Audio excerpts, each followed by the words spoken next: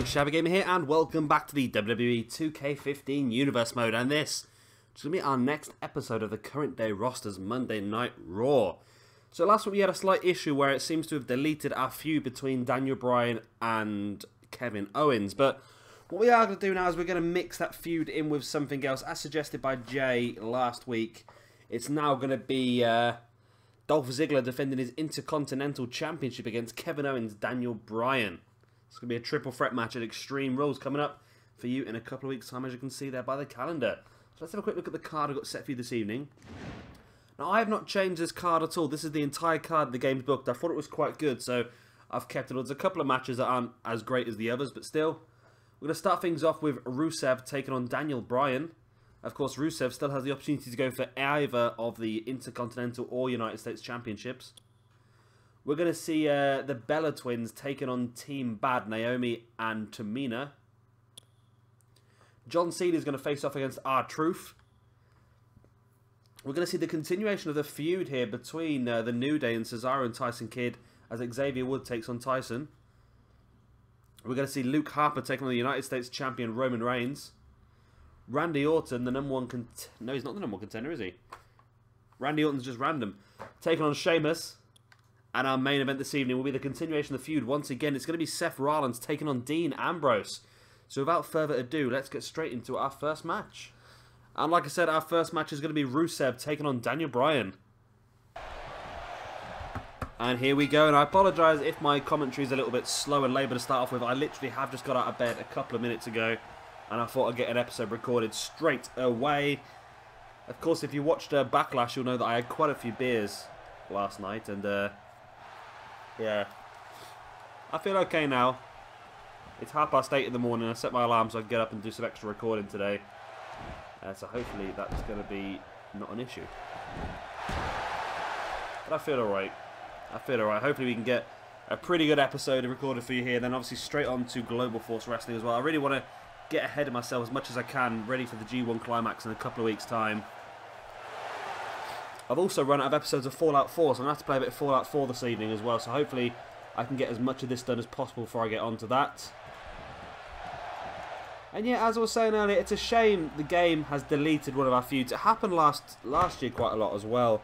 Every now and again the game would just get confused and it would delete the feud, so I was really enjoying Daniel Bryan versus Kevin Owens. I thought it was going to be a really good sort of feud. And the game, according to the game, the feud was still going last week. I think it was a main event of Daniel Bryan versus... who was he against? It was Daniel Bryan versus Luke Harper. And I just had a feeling that something was going to happen. Something was going to happen in that main event to make it more interesting. Of course, the feud was still going, so I assumed that Kevin Owens was going to come out and distract Daniel Bryan or attack Daniel Bryan after the match. And none of that happened. And then all of a sudden, when we came out to look at the feud updates, yeah, the feud had been completely deleted, so that's quite annoying. I think it might be a feud we try and do again next month, but like I said, at the moment we've sort of mixed it in with the Intercontinental Championship. One thing that actually Jay did suggest as well that I completely forgot to do was adding Luke Harper into that match. So yeah, that's going to be a fatal four-way match. I'm going to write that down now. So we're going to see Dolph Ziggler defend his Intercontinental Championship at Extreme Rules against Kevin Owens, Daniel Bryan and Luke Harper. That's going to be a cracking fatal four-way match, that is. Coming up for you in a couple of weeks' time. And I can't believe we're 2 weeks into this universe mode already. It seems to have gone so quickly. We've already had 2 great pay-per-views. Of course, Mystery Vortex for Ring of Honor. We had Backlash yesterday. We're building up to this weekend. It's going to be NXT TakeOver Arrival. Again, a fantastic card for you there. And then, of course, next weekend now straight into Extreme Rules. Of course, there will be a pre-show for Extreme Rules as well. Just to help us get a few extra big matches on the card. Daniel Bryan now with the kicks to the chest of Rusev. Line him up, and there's a big one around the back of the head as well. Rolls Rusev over, goes in for the pin. 1, 2. It's only enough for a 2 count. Rusev lives to continue on in this one. Some elbows to the chest as well there by Daniel Bryan on Rusev. I do need to get some random matches recorded today as well. I've not uploaded one in a couple of days. I have quite a few. I mean, if I can get some recorded, I might just catch up with what I've missed. Record like 2 or 3 today. I've had some more fantastic suggestions, as well as Tony. I've just seen has suggested Dean Ambrose versus Dean Ambrose versus Bryan Pillman, which is a great one. Of course, that has already been requested as well by William Bannister, so I'll be doing that match. Give both of you guys a shout out when I do it as well. It's Rusev now. Look, was going to go for a powerbomb, but turns it into a throw across the ring. In for the pin, he is one. No, it's only in for a 1 count.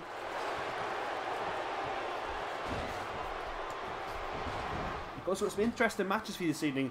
The Bella Twins taking on Team Bad is one that I never really would have put together myself in an elimination tag match. And John Cena versus R-Truth, I think, is essentially just a way of boosting John Cena up, giving him a bit of momentum. The first time I've really seen Cena since he lost in the WWE Championship tournament. Rusev with that big super kick in for the pin. He goes. It's only enough for a 2 count. So I remember Rusev did defeat Seth Rollins on the first episode of Monday Night Raw. That's what's given him the opportunity to fight it out for either the United States or the Intercontinental Championship whenever he so wishes. Of course, we thought it was going to be him last week answering the open challenge from Roman Reigns for that United States Championship, but that was Heath Slater who did. And how amazing was Heath Slater last week? He was immense. Really thought that Roman Reigns was just going to walk all over Heath Slater. But Heath really put up a fantastic battle. Like I said, I think we're going to have another United States Open Challenge at our pay-per-view. Roman Reigns is going to offer that belt out to anybody. And like I said, you'd have to fancy Rusev to take it up then.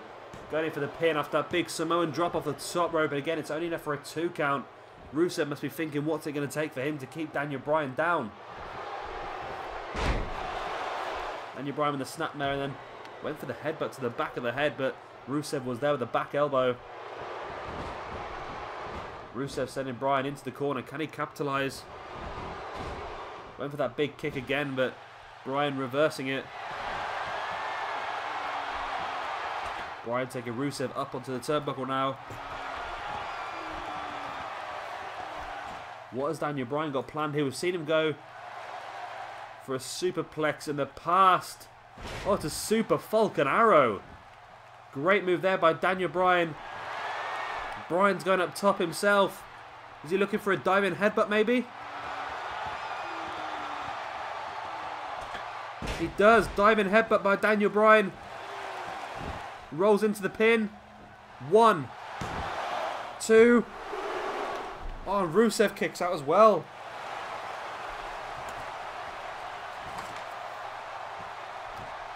I'm just looking back at my notes to see what's happened.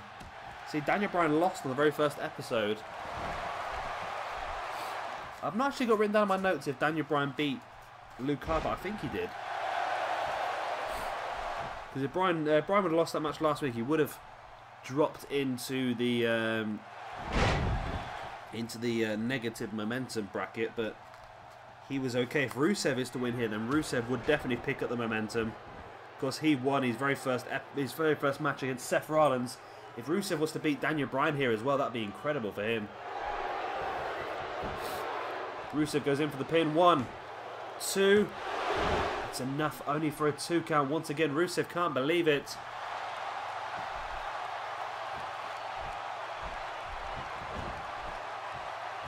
Rusev reversing Daniel Bryan there into that Russian leg sweep. Rolling Bryan over now, and Rusev locking in the accolade. Perfect ring positioning for it. Is it going to be enough? We know that submissions struggle on this game, and there's another example of that. Daniel Bryan again struggling back up to his feet. Rusev belly to belly suplex, sending Bryan across the ring. But Rusev struggling now, dropping down to a knee, expending a lot of energy in this match.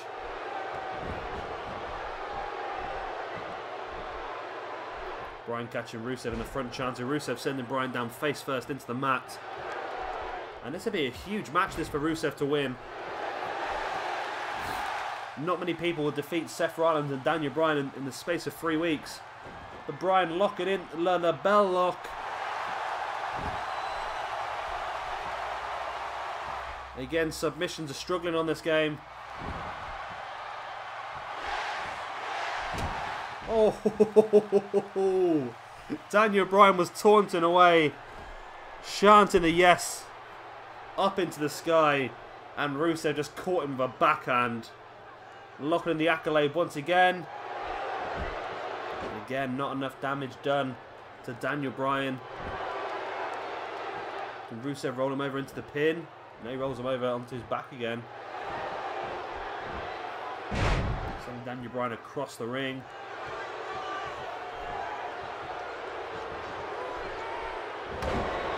Bryan with the jawbreaker. I'm sorry if you can hear my chair, it is really squeaky today. It's really squeaky normally, but it's worse than this morning. Rusev now with a clubbing blow across the back of the head of Daniel Bryan. In for the pin he goes. 1, 2, and there you go. Rusev does pick up a big victory here over Daniel Bryan. That's going to give a nice bit of momentum. 2 big victories in the space of 3 weeks. First Seth Rollins, and now defeating Daniel Bryan. Rusev, for me, is looking like a force to be reckoned with in this universe mode. As we know, he's got an opportunity to fight it out for the Intercontinental or United States Championship whenever he so wishes. We know the IC Championship is going to be defended at our Extreme Rules pay-per-view as Ziggler defends against Daniel Bryan, Kevin Owens and Luke Harper. And we know that Roman Reigns will be issuing an open challenge for that United States Championship. So, for me, it looks sort of obvious that Rusev might go for the United States Championship. Well, let's wait and see what happens at Extreme Rules. There's the pin by Rusev. After that big kick, it was only enough for a 2 count. Yeah, and Rusev did fantastically well. I'm surprised at how much he dominated Daniel Bryan. His stats are a lot... Well, Daniel Bryan's stats are high. I wouldn't say a lot higher, actually. They're definitely higher. And Rusev, I think Daniel Bryan never looked like he was going to win. It always looked like it was going to be Rusev. And there he is, the Bulgarian Brute, your winner here this evening against Daniel Bryan. It's a shame the flag doesn't fall down. You'd think that would make more sense considering that that's what Rusev's celebration always was. And our second match here this evening is going to be the Bella Twins taking on Naomi and Tamina in an elimination tag match.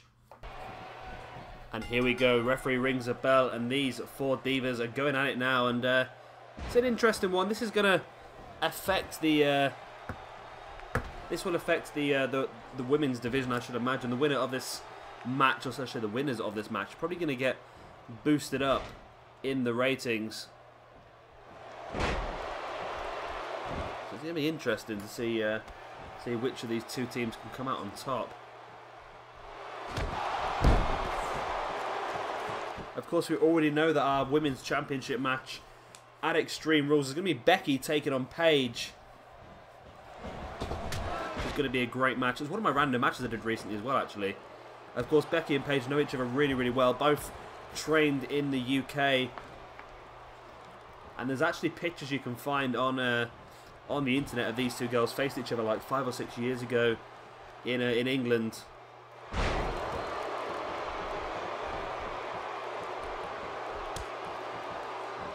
There's a lot of history there between those 2 girls. Someone's having a drink. And I am tempted on this current day roster to bring in the women's tag teams champions sort of thing. I know it's something that a lot of people have done, and I am tempted. I'm just not sure if there's going to be enough sort of teams to do it with, to tell the truth. Of course, you've got these 2 teams here. Who else would you put together?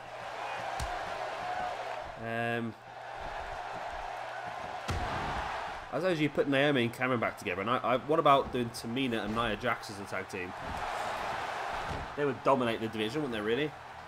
So you could put Becky Lynch and Paige together. So we probably could do a women's tag division sub, maybe then. It's a possibility. There are a few teams that can be put together, yeah. So I'm just thinking off the top of my head now, just trying to figure out some women that would work together pretty well. Who else is there? I don't know who would team with Charlotte. I'm not a big Charlotte fan, to tell the truth.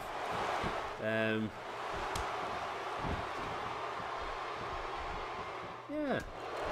There definitely is. We definitely could do it, actually. I was sort of against it, and then when I'm sort of thinking about it now, it makes sense. There are quite a few women's teams, so maybe that's something we could look at doing in the future. Won't be happening soon, but so we could definitely look at doing in the future. We could bring some of the ladies up from NXT as well to defend the championships. I don't think there's many NXTs. I think there's only Bayley, Asuka, and Nia Jax, and Alexa Bliss. Those are the only 4 ladies that are only down in NXT solely. The rest work NXT and the current day roster. As you know, I have no idea which Bella is which. But one of them comes into the ring. I have no idea which Bella is which, to tell the honest truth. But she goes in for a pin either way over Naomi. And Naomi kicks out.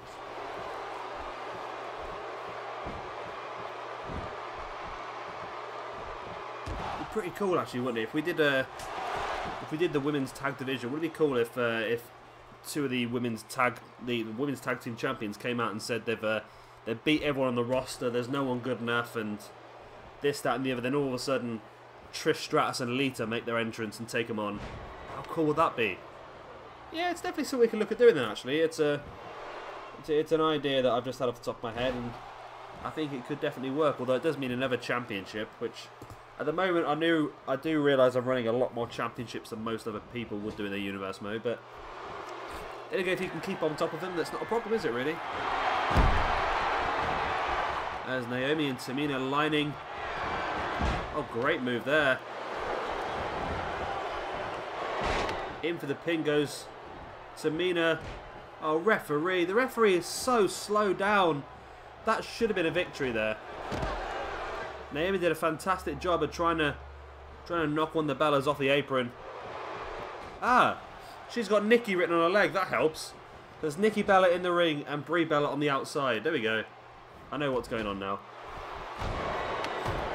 The referee was just so slow to get down for that pin. They must have been pinning for about 2 or 3 seconds before the referee even got down. And Brie was across quickly enough to break it up. That's what we need with the Usos, Jimmy and Jey Uso. We need them to write on their leg who's who. I might do that. I might go into the attires and just put a Jimmy or a Jey on one of their legs, just so I know which one's which. Big boot to the chest there by Nikki Bella on Tamina. It's not very often we get to see Tamina in the ring these days, is it? She's always seems to be at ringside helping other people.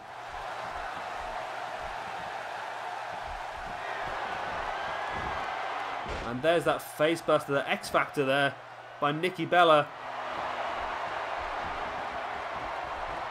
Goes in for a pin. 1, 2. It's only enough for a 2 count here over Tamina. And this is our first women's tag match here in this universe mode. And like I said, it could work out. I remember this is elimination as well, isn't it? I forgot about that. So of course both members of the team have to be pinned to be eliminated. But of course, once one person is eliminated, it's very, very difficult for their opponent to win it. The numbers game is just so difficult to combat. Naomi looks like she's going to go up top here. Up on the top row. What's she looking for? Nice splash there. In for the pin she goes. 1, 2. Oh, it's only enough for a 2 count. Brie was just not moving at all, and neither was Tamina, really. They both came into the ring really quickly and just didn't do anything. Naomi now throwing Nikki into the corner, and this would be a great win here for Naomi and Tamina. Like I say, whoever wins this, both members of their team would probably be boosted up the women's division.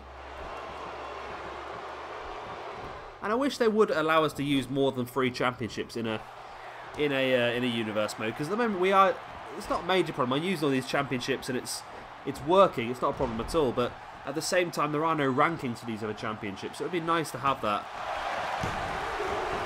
And there you go. Naomi is eliminated there by Brie Bella. And it's now the Bella Twins versus Tamina in a 2-on-1 situation. Can Tamina fight back, or is this going to be too much for her? Brie slides at the back of that power slam attempt. Brings Tamina into the middle of the ring. And a snap suplex. How much more has Tamina got left in the tank?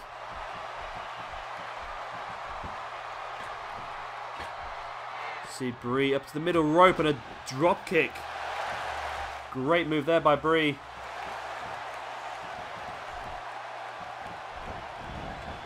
Sending Tamina now into the corner. Let's see a little bit of twin magic here by the looks of it. Great little tag team combination. That could be all. In for the pin goes Nikki. 1, 2, and 3. And there you go. The Bella Twins defeat the team of Naomi and Tamina in an elimination tag match. And yeah, let me know what you guys think in the comment section below. Do you think we should do a women's tag team division here on the current day roster? It's about the only one we probably could do it on because of the amount of women we do have available at the time. And of course, these two teams could be involved in that. I think I might drop it back to Naomi and Cameron as the Funkadactyls or whatever they were called, and then probably push Tamina with somebody else. The Bella Twins will obviously stick together. You know, Becky Lynch and Paige, since they're both known each other for a very, very long time. And I'm sure we could probably bring some other teams together. Maybe bring Dana Brooke in and have Dana Brooke and Paige together. I like the idea of Nia Jax and Tamina, actually. That could work out quite well. The Samoan link. So yeah, let me know in the comment section what you think below about, hey, maybe having a female tag division. So far this evening, it brought out quite a decent match, actually, this elimination match.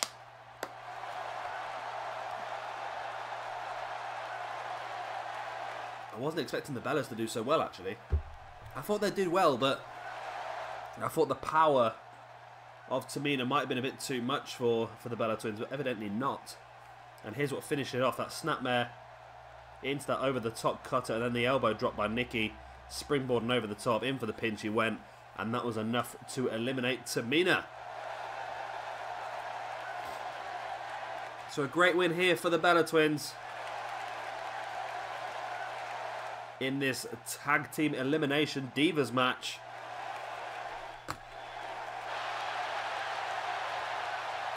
And both these girls are going to get a nice little boost up the female rankings as well, I think, in their singles careers. But also, yeah, just keeping it in mind for the potential tag team women's division as well.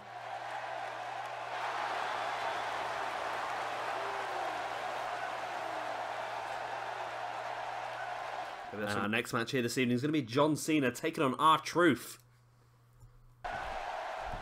And here we go. I'm going to imagine this is going to be quite a one-sided sort of match, to tell the truth. John Cena versus R-Truth. You'd expect Cena to be able to knock R-Truth off pretty quickly here. But then again, we've seen some really strange things happen on this universe mode. So there's no reason why R-Truth couldn't pick up the victory here this evening. Look how close it was to Heath Slater winning the United States Championship last week. That could have happened. That was so close to happening. So why would it be impossible for R-Truth to defeat John Cena here this evening? Cena with a big boot to the face of R-Truth, and I'm not quite sure on this R-Truth. I'm not quite sure if R-Truth's tattoos are as dark as that in real life. I'm not entirely sure. I might be wrong. I've not seen R-Truth in a very, very long time. He doesn't get a lot of TV time, does he? I wonder whether R-Truth might be a good little addition to the New Day. I think if I was to give him a better retire, I think he's definitely got the personality to be a great member of the New Day.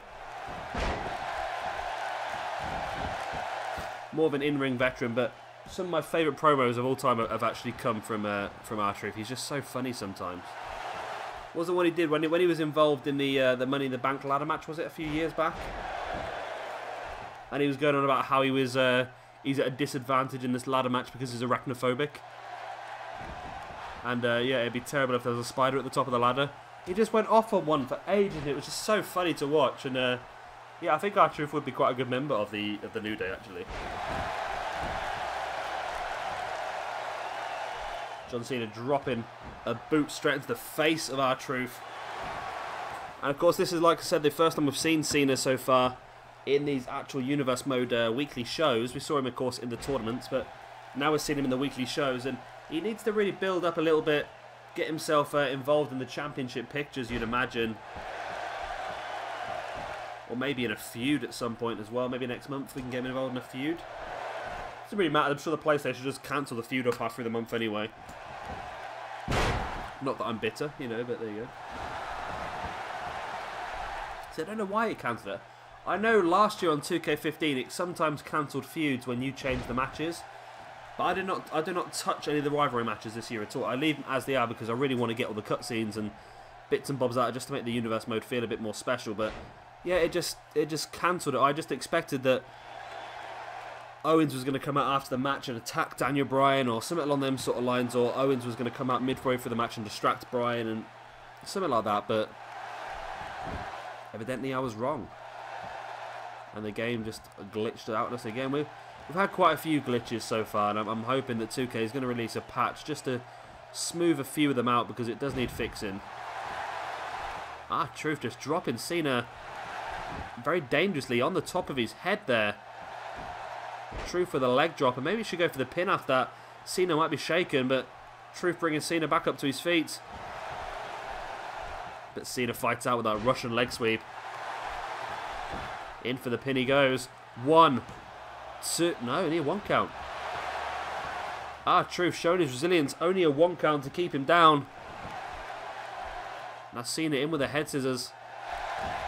But we've still got some big matches coming for you this evening. We've got our main event, Dean Ambrose taking on the World Heavyweight Champion Seth Rollins. A prelude of what's going to happen at our Extreme Rules pay-per-view. Also got Randy Orton taking on Sheamus, which is a match that I know a lot of us are really sick of because it happens so many times over the last year. We've got Luke Harper taking on the United States Champion Roman Reigns. Of course, Luke Harper will be going for the IC Champion at Extreme Rules. And of course, we have the continuation of the feud between the New Day, Xavier Woods and Kofi Kingston, and Tyson Kidd and Cesaro. It's going to be Xavier Woods taking on Kidd. That's next.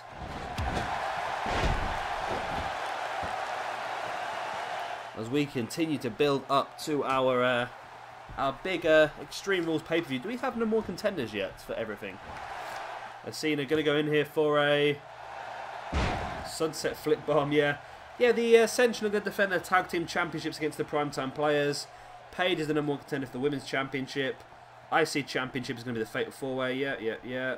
Cruiserweight Championship, we already know, as I mentioned last week, is going to be defended on NXT TakeOver Arrival this weekend, as Neville's going to defend against Sin Cara in a ladder match, as suggested by Jay, that ladder match.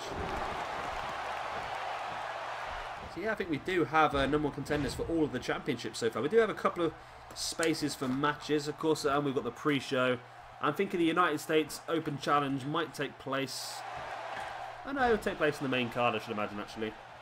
We'll have our pre-show beforehand. We'll get a few extra people involved that have not been heavily involved in this game. Maybe it's people like Ryback or... We've not seen Brock Lesnar yet.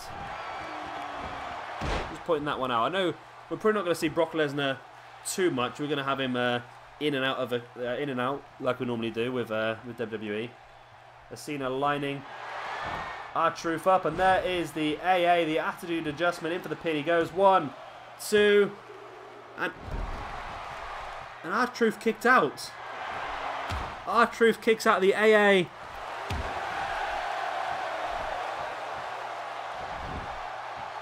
Cena not quite sure what to do now. Rolls him over. Just DDT in the leg into the mat. Bringing R-Truth back up to his feet once again. There's a snap man now, just locking in the headlock, just slowing the match down as much as he can.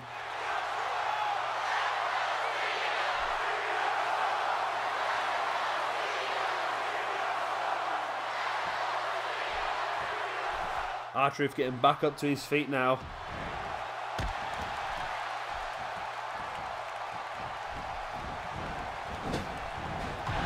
And R-Truth going for it here. Clothesline to the back of the head of John Cena in the corner. And could R-Truth do it here this evening?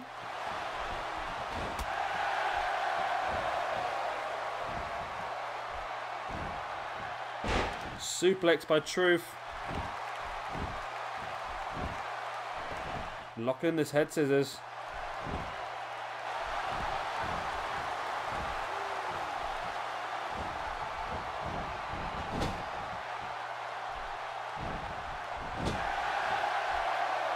Truth now taking Cena up onto this corner into the tree of woe.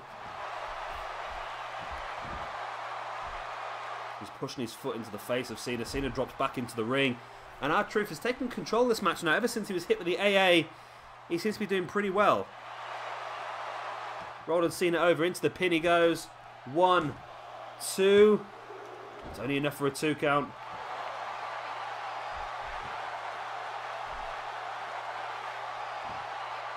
Truth back up to his feet, as is Cena as well. Truth now sending Cena into the turnbuckle. Went for the clubbing blow across the back once again, but Cena fights out with the elbow. Oh, Cena went for a DDT, but R-Truth reversed it into Northern Light Suplex 2. Oh, and R-Truth. Haha, bloody Truth. Seems to be on this game is that there is no such thing as a jobber on this game. Everyone puts up a fantastic fight. Like I said, just look at Heath Slater last week in that United States Open Challenge against Roman Reigns. Slater really showed what he can do. Sit out powerbomb here by Cena. Stays in for the pin, 2. And there you go, that's enough. John Cena picks up the victory over R-Truth, but very well, hard fought there by R-Truth. R-Truth had, I think he really showed he's not just a jobber, like we said. Managed to kick out of the AA and several high impact moves. But Cena just had enough in his locker to finish R-Truth off, and that was that sit out powerbomb.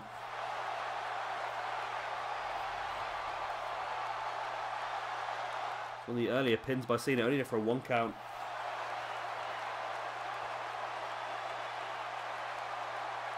There's R-Truth there, a reverse suplex, but holding him up into the stunner. And then that corkscrew forearm as well. But of course that was not enough to keep Cena down. That was only enough for a 2 count.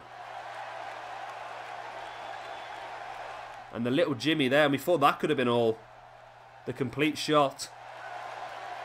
But again, it was only enough to keep Cena down for a 2. And Cena finally just catching R-Truth, taking him up. And the sit-out powerbomb straight in for the pin. Referee slow to get down once again, but it was enough for a 3 count. So John Cena, very well done to you. But R-Truth could hold his head up high after that. He may have lost, but he put in a fantastic battle here against John Cena. So Cena builds up a little bit of momentum. Of course, he'll need 2 successive victories to get the actual stat buff. And who knows, maybe at Extreme Rules he can have another match and maybe get that little buff. But let's see what happens here. As Cena makes his way to the back.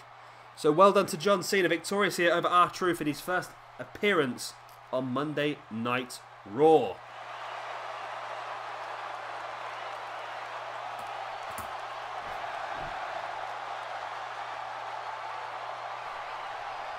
And our next match here this evening is going to be Xavier Woods taking on Tyson Kidd. On Kofi Kingston attacking Tyson Kidd in the way to the ring, and we know there's currently a feud going on between the New Day and Tyson Kidd and Cesaro. And it's Kofi Kingston who tries to pick up the advantage here this evening. Of course, Cesaro not at ringside.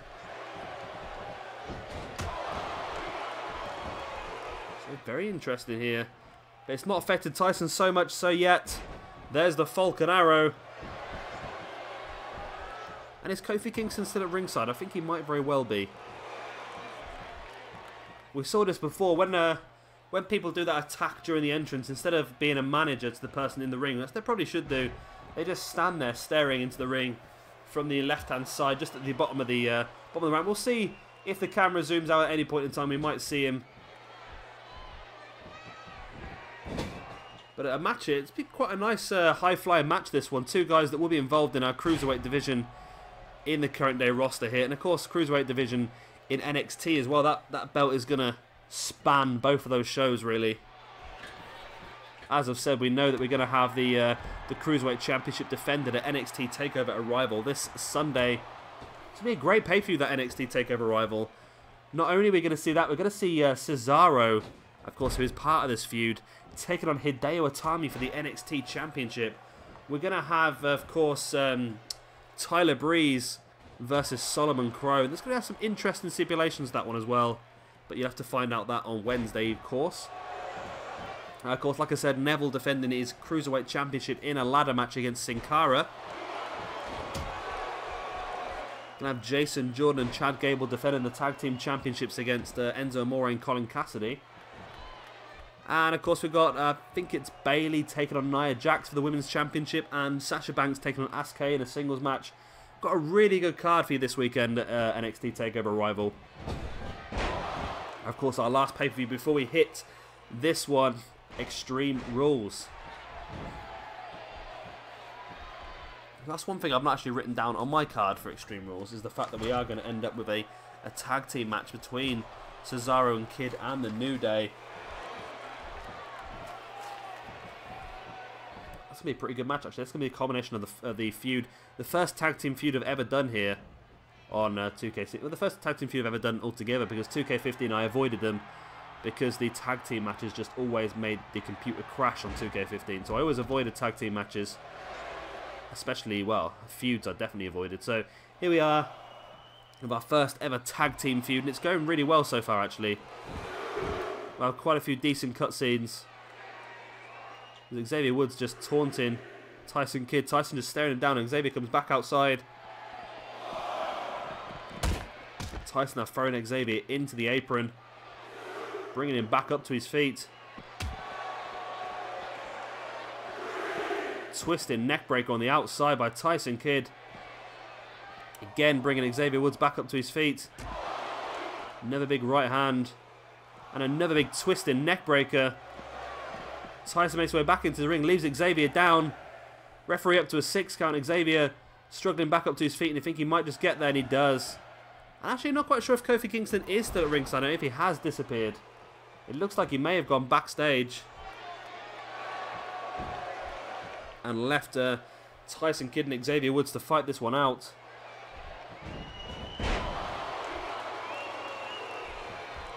Xavier now just twisting the head of Tyson Kidd. That could not be comfortable at all. Just wrenching that neck. And of course, unfortunately, in real life, Tyson Kidd is still out injured. Was injured in a dark match against Samoa Joe, unfortunately. It wasn't Samoa Joe's fault by all accounts. It was a could have happened to anybody sort of injury. And again, Tyson catches Xavier Woods while Woods is up on the top. That's twice Tyson's caught Woods now like that. Tyson Kidd locking it in. There you go. There's his variation of the sharpshooter, hooking the leg. Hooking the leg, sorry, and the arm and the neck at the same time. Almost like a sharpshooter triangle choke sort of combination. In for the pin goes Tyson Kidd. 1, 2. It's only enough for a 2 count.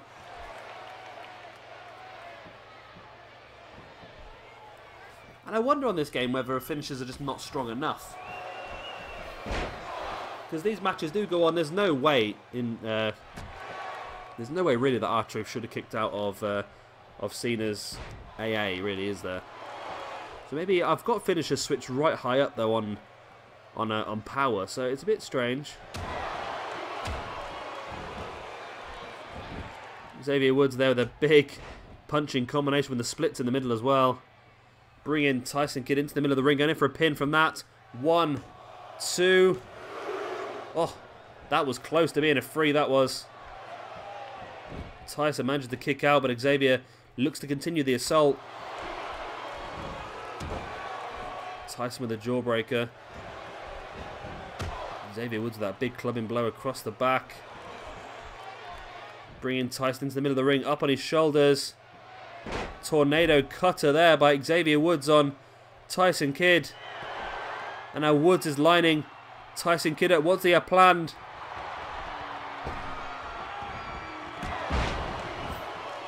I can't remember. Is that called Trouble in the Woods? Trouble in the Woods, something like that? I could not remember. But either way, it's enough for Xavier Woods to pick up the victory here over Tyson Kidd in the continuation of their feud. And there's that guy in the front row with the sign again. He has finally moved it. Handy. He goes that spiked DDT on the apron there by Xavier Woods earlier on in the match. Here's Tyson Kidd locking in that variation of the sharpshooter, you see. Almost like a sharpshooter triangle choke combination. Great move, that is.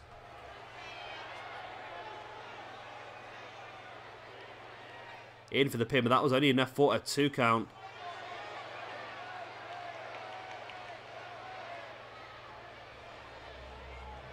And here's Xavier Woods' punching combination. You see him showing off there. The splits as well.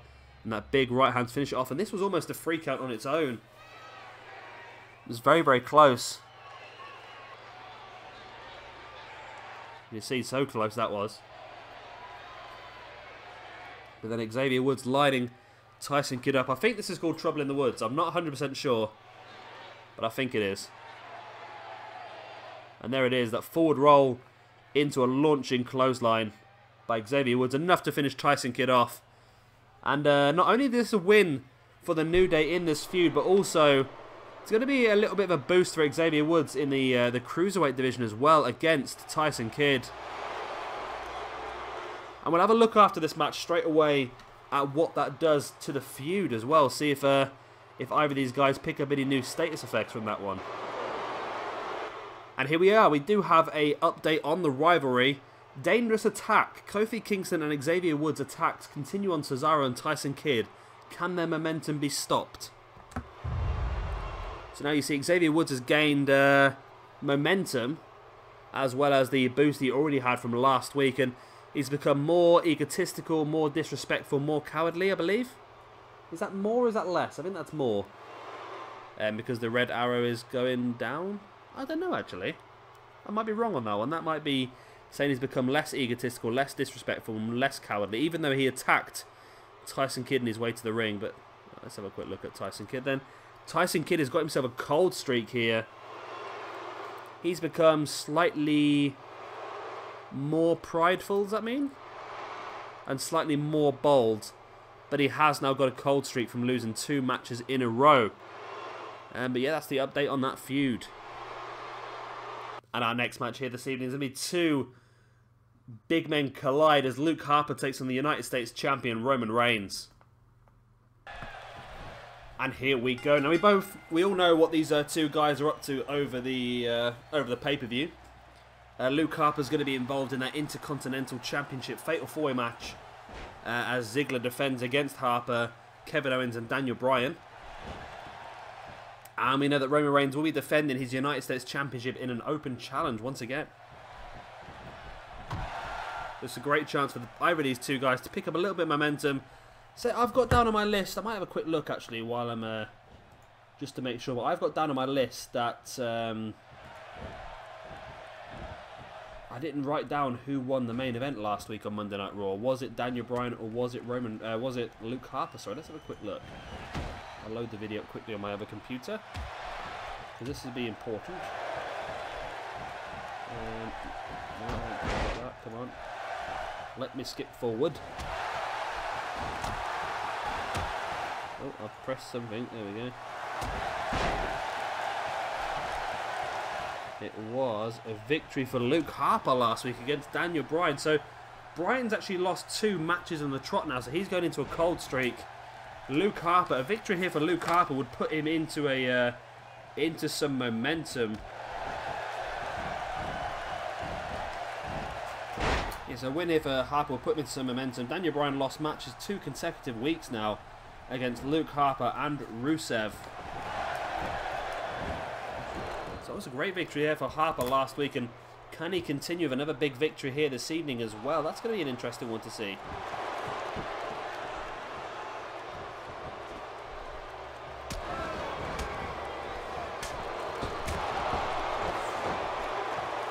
And a victory here for Luke Harper over Roman Reigns again would be would be another great one for Luke Harper. But also stunt Reigns a little bit. Reigns was shocked last week by Heath Slater. And I don't know whether that might affect him here this evening. Have to wait and see. And I don't know if we should change Roman Reigns' attire at some point, because he's just... they've been a bit lazy with Roman Reigns, haven't they, really? He's the one they're trying to push the most from the Shield. But, of course, Dean Ambrose came out, got brand new music, brand new attire. Seth Rollins came out, got brand new music, brand new attire. Roman Reigns comes out of the Shield, he keeps the same music and keeps the same attire. So, it's not really changed at all. So, maybe we can have a look at changing him at some point. I don't know. There might not be much need to, I suppose. Reigns goes in for the pin after that combination of suplexes. It's only enough for a 1 count though. Luke Harper kicks out. And of course, remember, at our big pay-per-view as well, not only is Seth Rollins going to defend his World Heavyweight Championship against Dean Ambrose, but we're also going to see Bad News Barrett defending his WWE Championship against Bray Wyatt.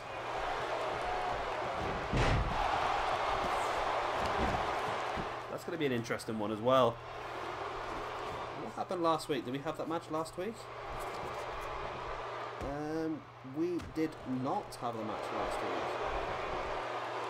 Okay. So we've not really built up the Bad News Barrett versus Bray Wyatt feud much at the moment. We will do, actually. I think next week we'll definitely do something along them sort of lines, because I have an idea of what I want to do with this feud.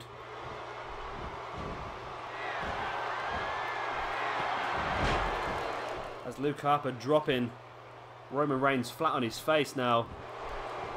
Harper rolling Reigns over. In for the pin he goes. 1, 2. It's only enough for a 2 count.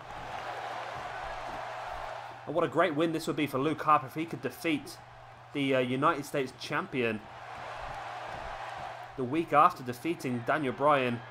Harper now just clotheslining. Oh, we're gonna... No way, it's gonna happen. Oh, Roman Reigns, you dick. I was so looking forward to seeing Luke Harper go for a dive then. Sorry about my language, I got really annoyed there for a second. I really want to see Luke Harper do that suicide dive. Harper reversing the powerbomb attempt into a DDT. Now bringing Roman Reigns back up to his feet, but Roman tripping Harper. Bringing Harper back up to his feet now. Oh, and it's a Superman punch. I hate that move, I really do. In for the pin he goes. 1, 2. It's only enough for a 2 count.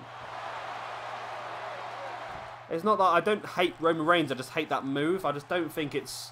I don't think moves like punches should be ever a signature or a finisher or anything like that. I think Roman Reigns should stick with a spear. Because, I mean, what is a Superman punch? It's terrible. It's just a jump and a punch. It's terrible. It's just like the Big Show. The Big Show got so lazy that his finisher maneuver now is a really slow right-handed punch that everyone has to pretend knocks them out. So I just want to, I want to see Roman Reigns stick with the spear. I might, you know, I'm tempted to take that Superman punch away from him. Just leave him with a spear.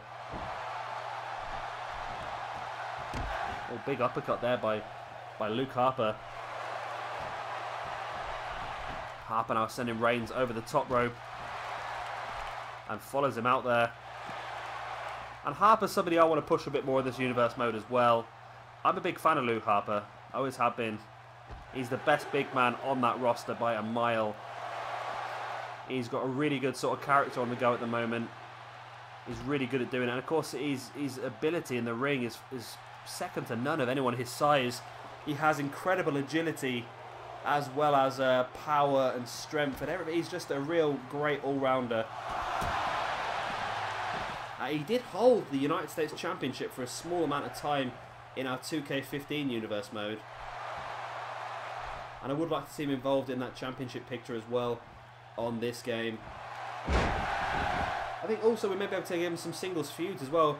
Like I said, the reason that I've sort of gone for Eric Rowan and Braun Strowman as the tag team in this Wyatt family stable, just so I could use Luke Harper more in a singles sort of way. And I think that's probably what WWE will do as well, to tell the truth. They know Luke Harper's a top talent, which is why they have had him involved in the Intercontinental Championship and things like that as well. And I think they'll leave Braun Strowman and Eric Rowan to be the tag team for the Wyatt family. And of course anyone else who joins as well. See, Luke Harper was busted open by that second Superman punch. Eric Rowan is not here. Luke Harper there just dropping Roman Reigns flat on his face. And Harper continuing the assault, just slamming Reigns' head into the mat. See Harper looking at his own blood, not happy at all with Roman Reigns. Or is he? That blood might actually be spurring Luke Harper on in this match. And there's that huge spear by Roman Reigns, and surely that's going to be all here. 1, 2, and 3. And the United States champion Roman Reigns picks up the victory after that huge spear out of nowhere on Luke Harper.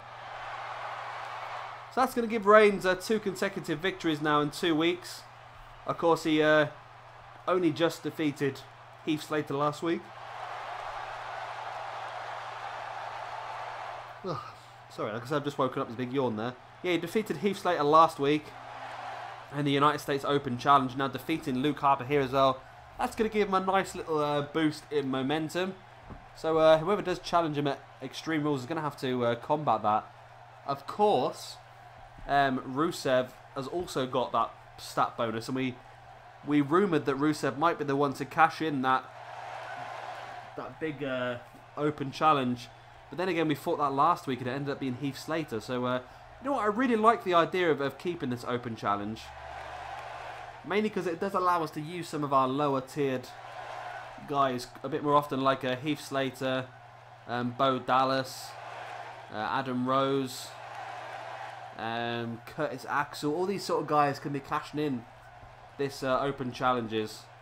So I really do like that idea, you know, just to... and don't get me wrong, the excitement from last week, I'm sure some of you guys might have felt it as well, the excitement last week when we all thought that Heath Slater was going to win the United States Championship. Unfortunately for Heath, Reigns just came back into it and he was too strong for him. But yeah, great win here for Roman Reigns. He's going to take a nice little momentum boost into Extreme Rules in a couple of weeks' time when he puts that championship on the line once again in a United States Open Challenge. And our next match here this evening is going to be Randy Orton taking on Sheamus. And here we go. Both these guys will be itching to get themselves a little bit of momentum. Of course, they've both lost matches of recent. Important ones for Randy Orton, of course. Randy Orton had an opportunity at #1 contendership on week #1 of this Universe mode, but lost to Bray Wyatt. So yeah, he's really hoping to get himself back into this. See if he can get himself a future title shot. And of course, Randy Orton again is one of the guys that is unfortunately injured. That's the words I'm trying to get out. And they think he's going to be out for a very long time, close to a year, they reckon. Which is a bit of a shame. They reckon Cesaro is going to be out now until after WrestleMania. John Cena, of course, is going to be out. John Cena's not out for too long. I think he'll probably come back towards the end of the year. So he's only having a few weeks off. Seth Rollins is going to be out until after WrestleMania as well due to his injury. So really there's not a lot of people left. It's a great opportunity for the WWE to really start to push some other guys. You've got guys like Kevin Owens that are really on the cusp of being in that main event picture constantly anyway. Of course, with Daniel Bryan still out as well. Who else you got? You've got Luke Harper, like I was saying earlier on. He's a guy they could push. Bray Wyatt getting pushed for the championship as well. But of course, at the moment, I think we're pretty much stuck with Sheamus versus Roman Reigns now, probably up until Royal Rumble. That's going to be probably we'll have Sheamus versus Roman Reigns at TLC in December. We know that already. That's been announced. I'm going to assume that Sheamus picks up the victory due to some sort of dodgy finish. Roman Reigns gets a rematch at Royal Rumble. That's what we want to see, though. I don't know about you guys, but I want to see Roman Reigns get a shot at the championship at Royal Rumble. The main reason for that is because if he is in that championship match at the Royal Rumble, it means that he's not going to be in the Royal Rumble. Because I want to see somebody different win the Rumble. I don't want to see Cena win it. I don't want to see Batista win it. Definitely want to see Batista win it. I don't want to see Reigns win it. I want to see somebody different win it for a while. Of course, we know there's going to be no Orton in there. We know there's going to be no Rollins in there. So yeah, we could have a Ziggler win it. We could have an Owens win it. We could have a Dean Ambrose win it. Tell you what, if they could bring Seth Rollins back from his injury before WrestleMania, if Roman Reigns could win the championship and go through to WrestleMania with the championship, and Seth Rollins makes a surprise return, we could have our Shield triple threat at WrestleMania. It's a possibility. I don't think it's going to happen, because I know the WWE writers don't like to do things the way that we want to see them, but referee up to a 6 count now, and Orton's still out on the outside.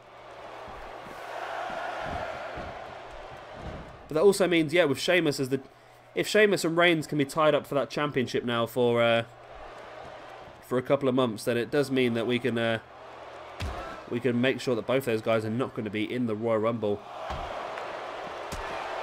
Rumble's going to be interesting this year. I wonder if they might bring up 1 or 2 guys from NXT during the Rumble just to try and bolster up the numbers with the amount of people that are injured. Of course, NXT's got their injury problems themselves, but good news, I think, in NXT terms is that Sami Zayn announced a couple of days ago that he is not far from coming back now from his injury, which is a great thing to see. So hopefully we should get Sami Zayn back pretty soon.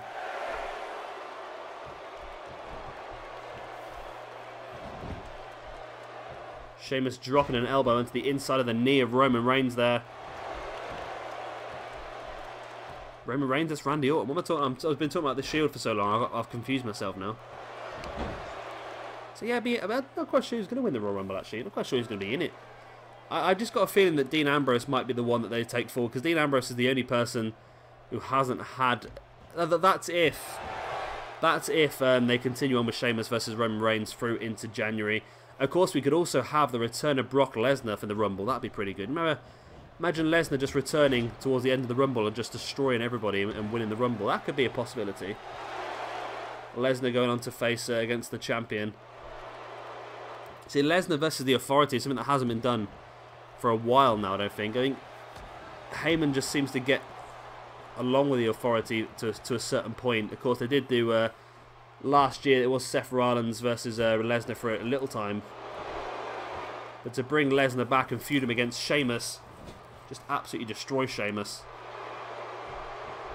I'm sure they'll bring the Big Show back into the Authority at some point, that sort of bollocks, but there you go. Well, aren't they trying to align? I've not actually watched WWE in a few weeks. It's been a bit bad for me, so I've not really bothered with it. I keep reading the results and thinking, oh god. But is it just me, or are they adding Bad News Barrett and Rusev to the Authority? Now, that's not a bad idea. I'd prefer to have Bad News Barrett and Rusev in the Authority than I would to have Kane and the Big Show. Just having Kane and the Big Show just seemed like a way to keep them on the card and have them something to do for a while, in my opinion. Randy Orton there with a backbreaker from the middle rope. Sheamus really feeling that one. Can Randy Orton capitalise on the damage done, though? Brings Sheamus into the middle of the ring. Goes for the pin. 1, 2... No, only a 1 count. Only a 1 count there for Randy Orton over Sheamus.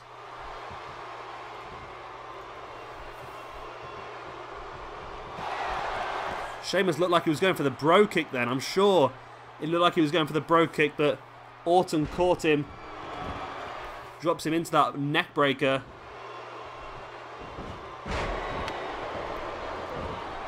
Sheamus might be going for the bro kick now. And Sheamus, I do have a storyline in mind for Sheamus, which is a bit annoying because it looks like I'm going to be copying WWE now, but honestly, I had this storyline set out for quite a while on my pad. And there's Sheamus for the victory over Randy Orton. Bad news for Orton, that's 2 consecutive losses now for him in this universe mode, so he's going to be getting a slight debuff,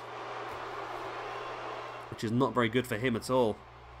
Yeah, I do have a full storyline set up for Sheamus, and I guess it's a little bit annoying because I had this storyline in mind to do for a while now, and of course WWE have beat me there about Sheamus joining the Authority. Mine is slightly different, and it does involve some pretty good matches building up towards SummerSlam, I think. So we will be looking at doing that in the very near future. I think maybe even after Extreme Rules we can look at doing that. But we'll see how things pan out, I should imagine. And there was the bro kick by Sheamus to pick up the victory over Randy Orton. And a great win here for Sheamus. Actually, I think this was actually Sheamus' first appearance on these normal weekly shows. It was Sheamus' first appearance. Frighten the life out of me, this shouting fella. And now here we go with our main event here this evening, a prelude to Extreme Rules as Seth Rollins, the World Heavyweight Champion, takes on Dean Ambrose. You see Ambrose in the ring waiting for Seth Rollins. Here comes Seth. Up onto the apron.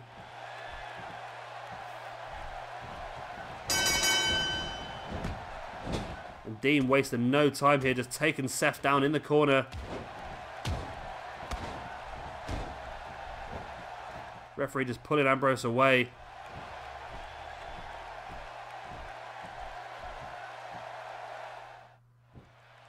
It's a bit of an odd cutscene. Wasn't much into that one, was it really? But Ambrose starting off with the momentum, maybe even a signature or a finisher in his locker as well. The game likes to do that every now and again. But it seems to be a bit back to front. I think that probably should have happened the other... I don't know. That does suit Dean Ambrose, actually, that attack. It does suit him. But you'd think that's more of a heel sort of thing. But the game seems to have had that confused the whole way through. He keeps giving Dean Ambrose the heel sort of cutscenes. Ambrose going for the pin early on Rollins. It's a 2 count already. And of course, a victory here for Dean Ambrose would really be a big one for him, because it will prove that he could go on to defeat Seth Rollins at Extreme Rules. Of course, we started the show off last week with Seth Rollins versus Dean Ambrose, and Seth picked up the victory, which Seth desperately needed because he was going to drop down in the rankings. He would have had 2 successive losses if he'd lost to Dean Ambrose last week. He would have struggled a bit with a debuff. So now, yeah, Ambrose needs to win here this evening to avoid the same debuff, really.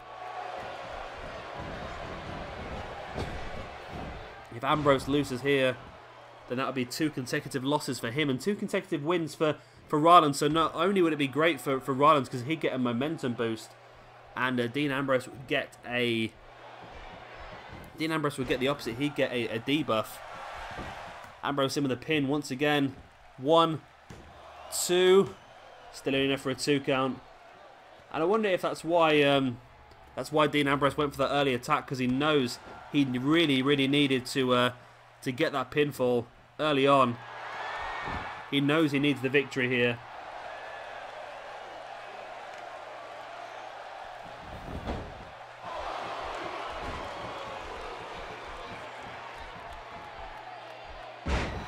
There's that dirty deeds there by Ambrose, and this could be... Oh, I thought it was going to be a quick victory there, but... Rollins is still back up.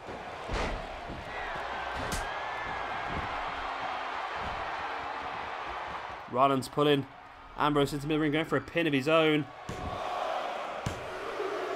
Oh, only a 2 count, so close to a 3 though.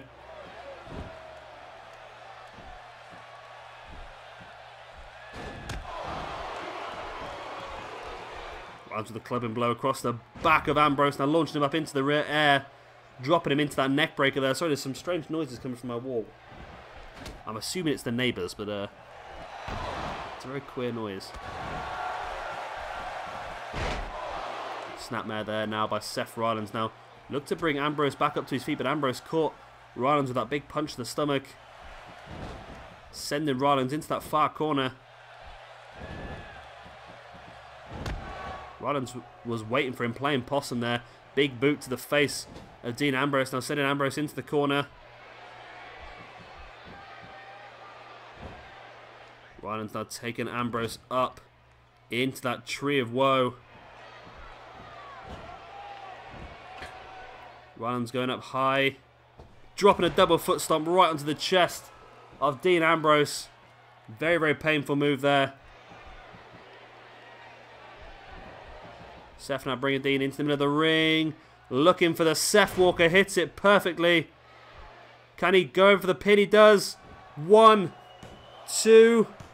Oh, and Dean Ambrose kicks out once again, this time out of the Seth Walker. Ooh.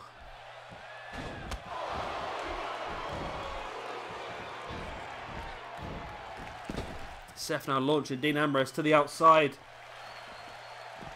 What is going to happen here in this match? Seth now with the headlock. Ambrose sending Seth straight into that ring post. Referee still counting him out, of course. But it's not going to bother these two guys as Dean actually throwing Seth back into the ring. Big elbow across the face.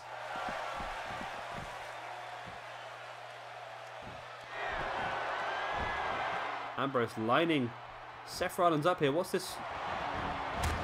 Big knee to the head. And Seth has been busted open from that knee. Ambrose has to go for the pin, surely. Oh, come on, game. What are you doing to me? Ambrose should have had the victory right there, but the game has glitched out on us once again, showing some really poor AI. Please, 2K, fix this. Ambrose really should have gone for the pin after that big knee to the face, and I think he's going to live to regret that. And here he is again, going back to this corner.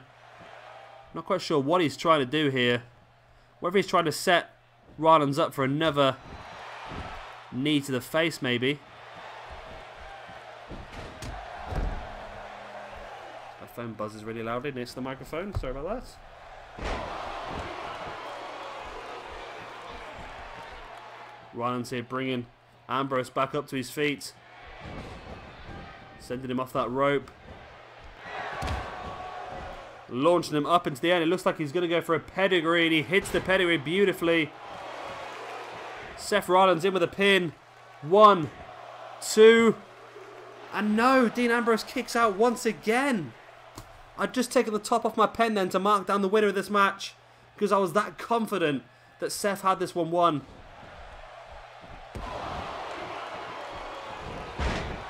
Rollins there with a snapmare. Now locking in a headlock here on Dean Ambrose. Ambrose is fighting his way back. Up onto his knees. Elbows to the stomach of Seth. Northern Light suplex there by Seth. As Ambrose was looking for a DDT. Seth couldn't steal it.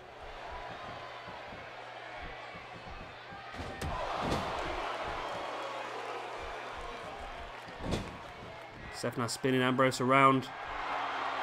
Taking him up. There's the buckle bomb by Seth Rollins on Dean Ambrose. Rolling Ambrose over into the pin again. 1, 2. And no, it's still not enough to finish Dean Ambrose off. Seth could not believe it here.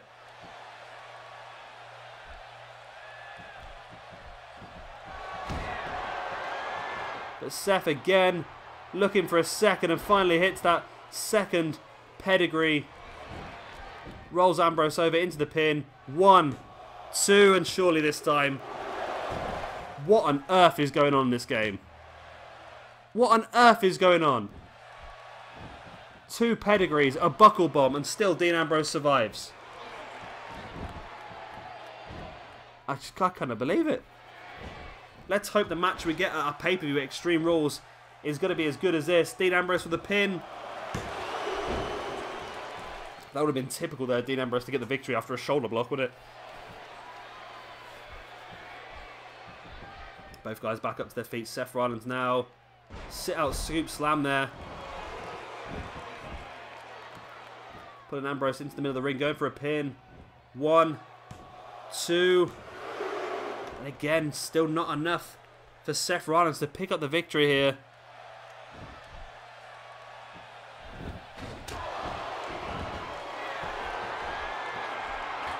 Seth's going up high. Went for the Phoenix Splash, but misses. Dean Ambrose rolled out the way. Now Ambrose going up top. I don't think that's a wise idea for Ambrose, as Seth catches him with that big kick and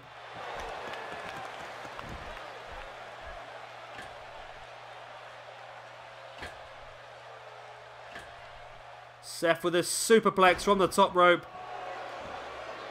Straight into the pin he goes once again. 1, 2. and 3. And there you go. Finally, Seth Rollins does enough to keep Dean Ambrose down. 2 successive wins in successive weeks for Seth Rollins is going to give him a momentum boost.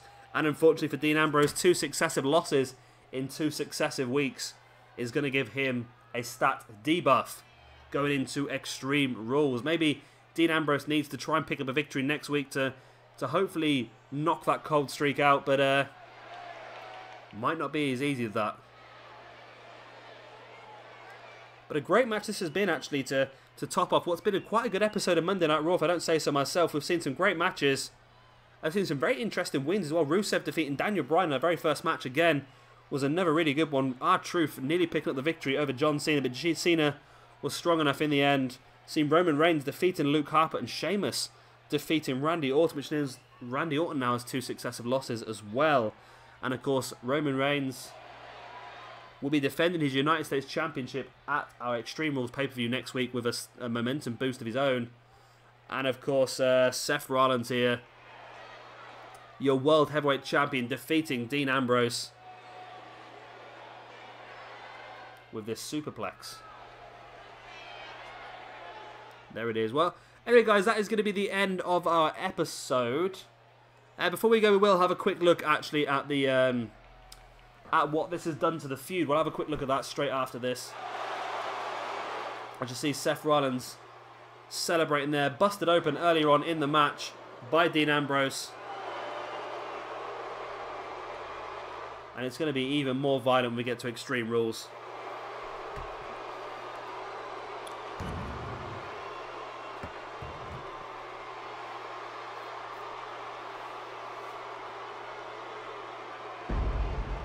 So let's just have a quick look then at what this means for the rivalry. So it's Payback.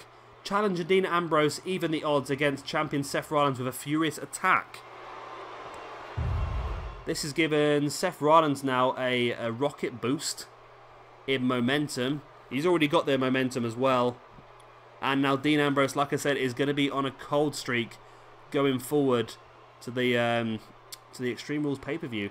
And as you can see there, his prideful stat has gone up, as well as his persevering and his bold stats have gone up. It's a bit strange. But anyway, guys, that is the end of this episode. I hope you've all enjoyed it. If you have, be sure to hit that like button. It does help me out a lot. And, of course, subscribe for a lot more WWE 2K16 footage. I've been Xavier Gamer. Thank you very much for watching. And I'll see you all tomorrow for Global Force Wrestling's Amped